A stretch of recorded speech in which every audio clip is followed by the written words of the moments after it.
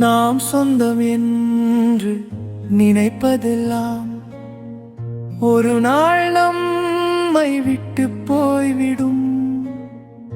இன்று நம்மோடு சிரிக்கும் முகங்கள் கூட நாளை நினைவுகளாக மறைந்துவிடும்.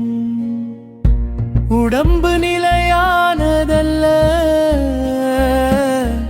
உறவுகள் என்றும் நீடிப்பதல்ல. செல்வம் நிழலை போல வந்து மறையும், எதுவும் இறுதி வரை நம்மோடு வராது. அப்படி இருக்க இந்த கற்பெருமை எதற்கு, இந்த ஆடம்பரம் எதற்கு? ஒரு கைப்பிடி மண்ணாக மாறப்போகும் உடலுக்காக ஏன் இவ்வளவு போட்டி, ஏன் இவ்வளவு போலியான வாழ்வு? சில நிமிடங்கள் அமைதியாக யோசித்து பாருங்கள்.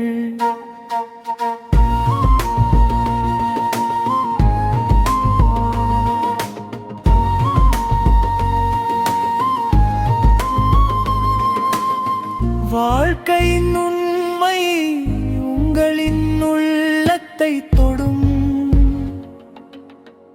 பிறக்கும் போது எதையும் கொண்டு வரவில்லை, போகும் போதும் எதையும் கொண்டு செல்ல முடியாது.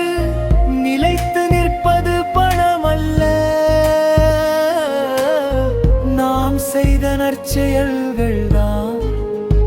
மக்களின் நினைவில் நிற்பது அழகல்ல,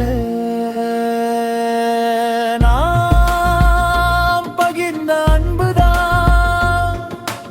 ஆகையால் வாழும் காலத்தில் மனிதனை மனிதனாக நேசியுங்கள், அன்பை விதையுங்கள், நல்லதை செய்யுங்கள், இறைவனை நினைத்து வாழுங்கள்.